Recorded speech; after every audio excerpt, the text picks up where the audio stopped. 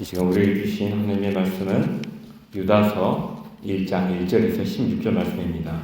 제 성경으로 신약 397면에 있습니다. 유다서 1장 1절에서 16절 말씀입니다. 제 성경으로 신약 397면에 있습니다. 유다서 1장 1절에서 16절. 저 한 절, 여러분 한 절 교독하겠습니다. 예수 그리스도의 종이요 야고보의 형제인 유다는 부르심을 받은 자 곧 하나님 아버지 안에서 사랑을 얻고 예수 그리스도를 위하여 지키심을 받은 자들에게 편지하노라.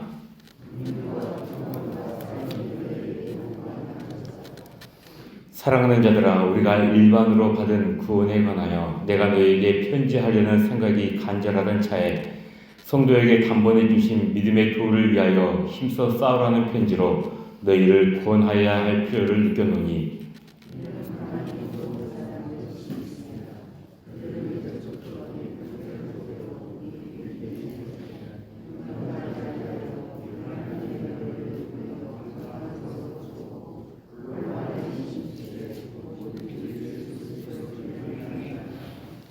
너희가 본래 모든 사실을 알고 있으나 내가 너희로 다시 생각나게 하고자 하노라. 주께서 백성을 애굽에서 구원하여 내시고 후에 믿지 아니하는 자들을 멸하셨으며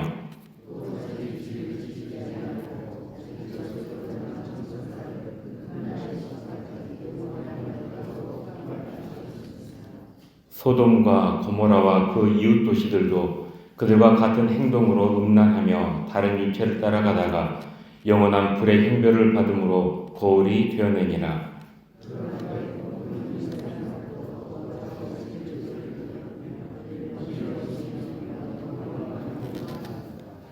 천사장 미가엘이 모세의 시체에 관하여 마귀와 다투어 변론할 때에 감히 비방하는 판결을 내리지 못하고 다만 말하되 주께서 너를 꾸짖으시기를 원하노라 하였거늘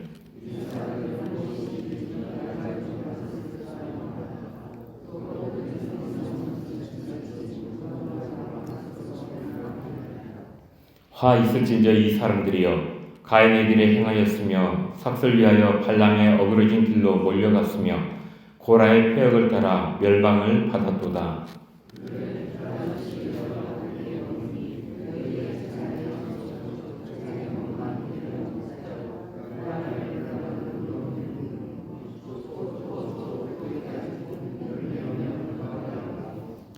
자기 수치의 거품을 뿜는 바다의 거친 물결이요 영원히 예비된 캄캄한 흑암으로 돌아갈 유리하는 별들이라.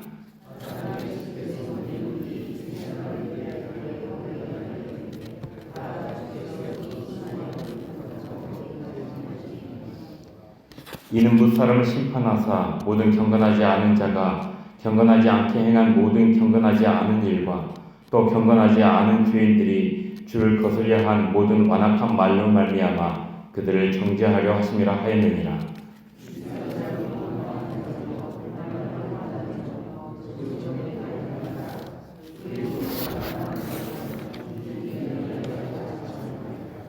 아멘.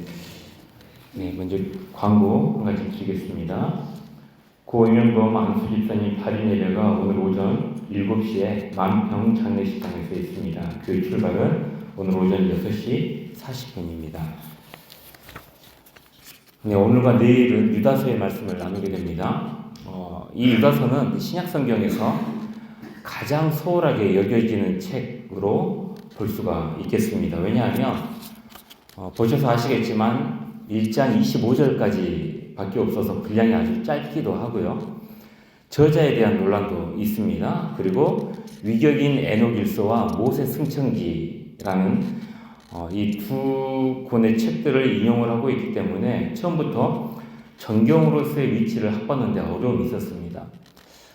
외경 같은 경우에는 가톨릭에서는 정경으로 인정을 합니다. 그런데 위경 같은 경우에는 이제 거짓으로 기록된 책으로 분류되는 경우가 있고 또 권위 있는 사람의 이름을 빌려가지고 쓴 경우가 많이 있기 때문에 위경은 정경에서는 많이 이렇게 멀어져 있는 책이라고 볼 수가 있습니다. 그런데 이러한 위경 에녹일서와 모세 승천기가 유다서에 인용이 되어 있기 때문에 그런 어려움이 있었습니다.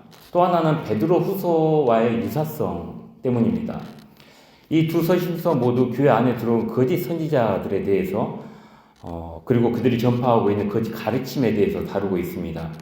그런데 베드로서도 그렇고 유다서도 그렇고 거짓 교사들이 주장하고 있는 것들이 거의 동일하게 드러나고 있고요. 또 그들에 대한 저자의 고발 역시 겹치는 부분이 상당히 많이 있습니다. 유다서 총 25개의 구절 중에서 19개의 구절이 베드로후서 2장에 나타나 있는 구절들과 아주 비슷하고 그리고 그것이 표현되어 있는 순서도 상당히 똑같습니다. 그렇다면 이게 무엇을 의미하냐면은 유다서가 베드로후서를 참고를 했거나 반대로 베드로후서가 유다서를 참고했거나 아니면은 두 서신서가 똑같은 어떤 자료를 참고한 것으로 볼 수가 있겠죠. 근데 많은 학자들이 여러 가지 상황을 통해서 보았을 때 베드로후서의 저자가 2장을 기록할 때 유다서의 내용을 참고한 것으로 많은 사람들이 보고 있습니다. 유다서의 저자는 전통적인 견해에 따르면 예수님의 형제 야곱, 유다입니다. 야고보의 형제 유다라고 오늘 기록이 되어 있는데 예수님의 형제 유다라는 것이 전통적인 견해입니다. 물론 다른 의견들도 있죠. 당시 이 유다서가 당시 팔레스타인에 거주하고 있는 하층민들이 사용하기에는 너무나도 고급스럽고 세련된 헬라어를 구사하고 있는 것이 이제 그 첫 번째 원인이기도 하고요. 그리고 중간중간 이전 세대로부터 보존되어 온 가르침을 회고하고 있는 듯한 표현들이 등장한단 말이죠. 이런 것들을 볼 때 후대의 유대인 그리스도인이 기록했을 것이라는 의견도 상당히 많이 있습니다. 또 하나는 아까 말씀드렸듯이 예수님의 형제 유다의 이름을 빌려 쓴 위경일 수도 있다라는 주장도 있어요. 그러니까 이러한 의견들로 인해서 앞서 말씀드린 바와 같이 정경으로 인정되는데 좀 어려움이 있었습니다. 아직도 이러한 논란들은 계속되고 있는 상황이기도 합니다. 시리아 같은 그런 지역에서는요. 유다는 사실 이 유다서를 편지의 수신자들에게 그들이 받은 구원에 대해서 이야기할 목적으로 쓰고자 했었습니다. 그런데 교회 공동체로 가만히 몰래 침투해 들어온 거짓 교사들을 발견하게 된 거죠. 그렇게 해서 유다서의 편지의 방향을 바꾸게 됩니다. 그리고 성도들에게 믿음의 도를 위하여 힘써 싸우라는 권면의 메시지로 유다서를 기록하게 된 거죠. 3절과 4절 말씀 제가 한번 읽어드리겠습니다. 사랑하는 자들아, 우리가 일반으로 받은 구원에 관하여 내가 너희에게 편지하려는 생각이 간절하던 차에 성도에게 단번에 주신 믿음의 도를 위하여 힘써 싸우라는 편지로 너희를 권하여야 할 필요를 느꼈노니 이는 가만히 들어온 사람 몇이 있습니다. 그들은 옛적부터 이 판결을 받기로 미리 기록된 자니 경건하지 아니하여 우리 하나님의 은혜를 도리어 방탕한 것으로 바꾸고 홀로 하나이신 주제 곧 우리 주 예수 그리스도를 부인하는 자니라 라고 말씀을 하죠. 교회 안으로 가만히 들어온 거짓 교사들은 한마디로 말하면 경건치 않은 사람들이었습니다. 그런데 그들의 경건치 않은 특징이 두 가지로 드러납니다. 먼저는 이 거짓 교사들은 하나님의 은혜를 방탕한 것으로 바꾼 사람들이었습니다. 방탕이라고 번역된 헬라어가 아세르게이아라는 단어를 사용을 하는데 이 아세르게이아라는 단어가 방종한 생활 방식을 의미하면서 그 중에 가장 특징적으로 드러나는 생활 방식이 바로 성적인 방탕을 의미를 합니다. 상당히 음란한 그런 방탕을 의미를 한단 말이에요. 하나님의 은혜가 어떤 것인가요? 하나님의 은혜는 우리 그리스도인들에게 있어서 예수 그리스도로 말미암아 경험하는 값없이 주어진 하나님의 은혜입니다. 은혜이자 사랑이죠. 그것은 하나님께서 우리 죄를 사하시고 우리를 죄와 율법의 정죄로부터 해방시키신 역사입니다. 그러나 거짓 교사들은 하나님의 은혜로 말미암아 해방된 것을 모든 도덕적인 제약으로부터의 해방으로 보았습니다. 그러니까 그들을 억압하고 있는 어떤 그들의 사회적인 관습이라든가 도덕적인 제약으로부터 해방으로 보았으니까 그들은 이제 더 이상 살아가는데 거침이 없었다는 거죠. 법적인 구속력이나 도덕적인 어떤 그들을 도덕적 윤리적으로 그들을 뭐 이렇게 자유케 하지 못하는 그런 모든 속박으로부터 그들은 벗어났다고 생각을 했습니다. 그러니까 마음대로 그야말로 방종한 생활, 그런 방탕한 생활을 마음껏 살았다는 말입니다. 근데 그것을 교회 안에서까지 들어와가지고 그들을 그 안에서도 주장을 했습니다. 율법을 폐기해야 한다는 명목 아래 자신들의 모든 부도덕한 행위를 정당화시켜버린 겁니다. 또 하나, 이 거짓 교사들은 홀로 하나이신 주제 우리 주 예수 그리스도를 부인하는 자들이라고 표현을 하고 있습니다. 그런데 여기서 예수 그리스도를 부인한다는 것이 교리적인 차원에서 예수 그리스도가 우리를 위한 대속적인 죽음을 당하신 그리고 부활하신 그런 것들을 부인하는 차원도 있는데요. 그것보다는 앞에서 말씀드렸던 그 거짓 교사들의 부도덕하고 방탕한 행위들을 통해서 실제적으로 그들의 삶에서 예수 그리스도를 부인하는 삶을 살았음을 의미를 합니다.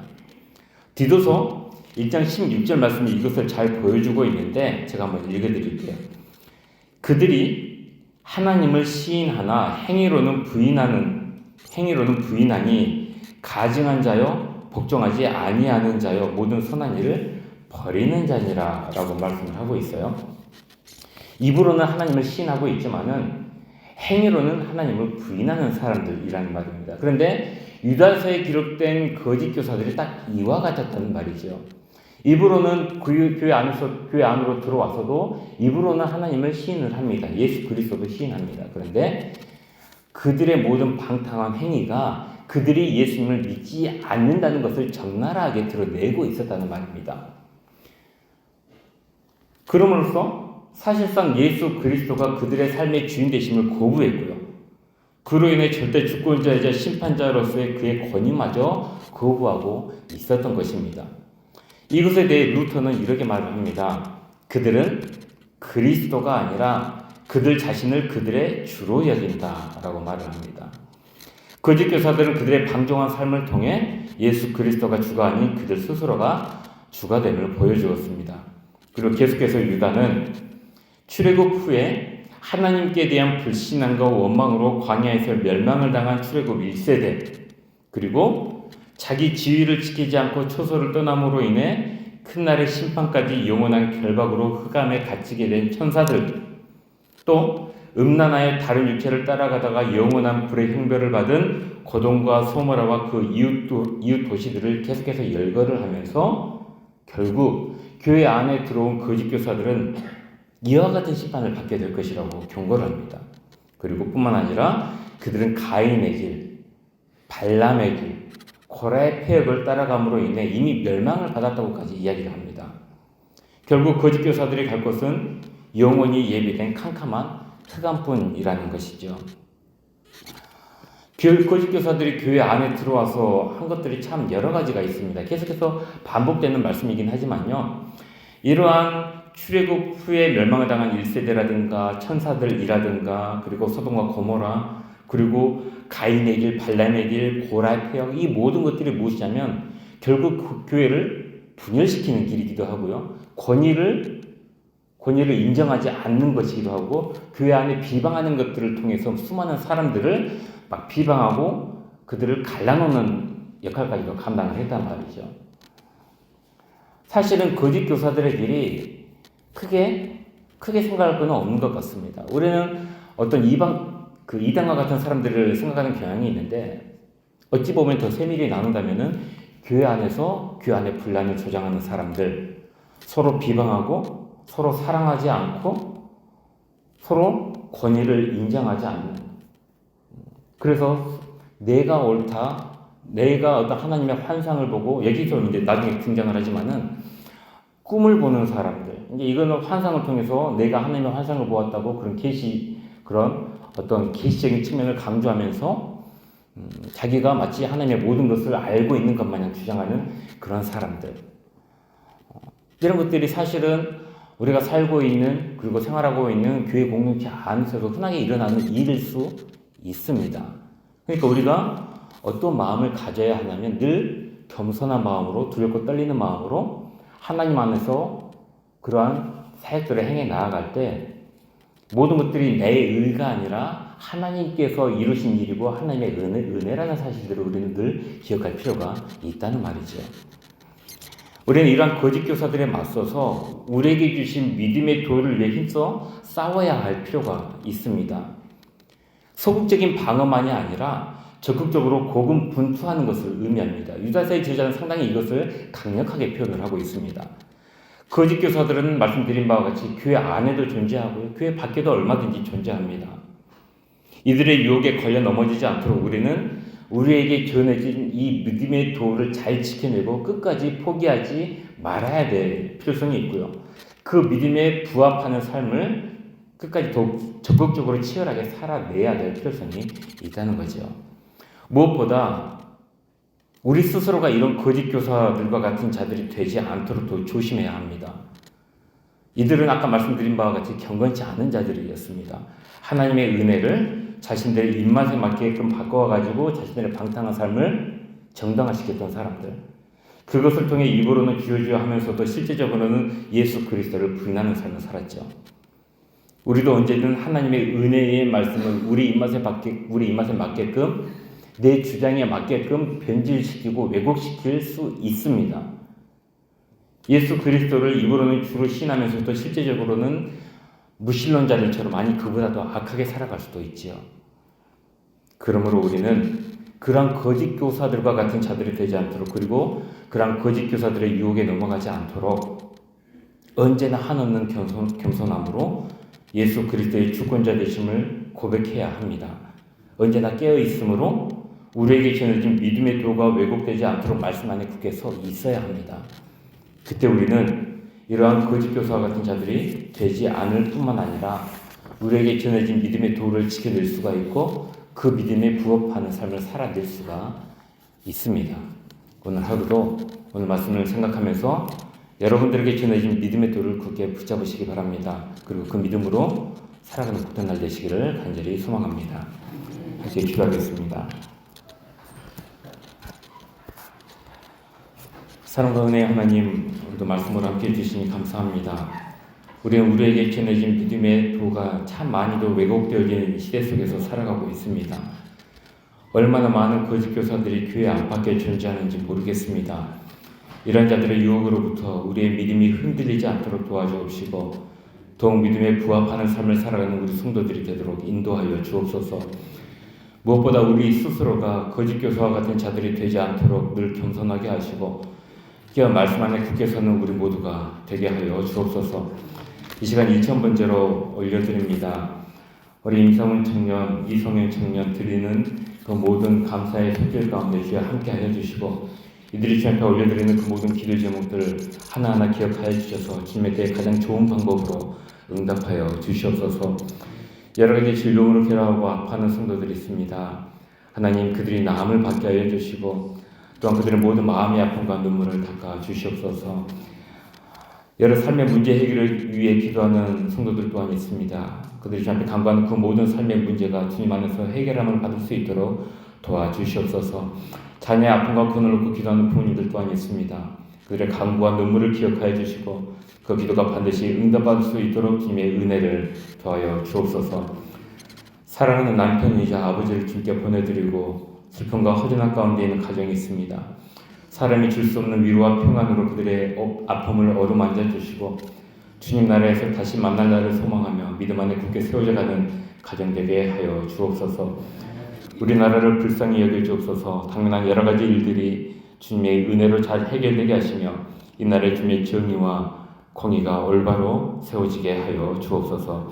감사드리며 우리 주 예수 그리스도 이름으로 기도합니다. 아멘.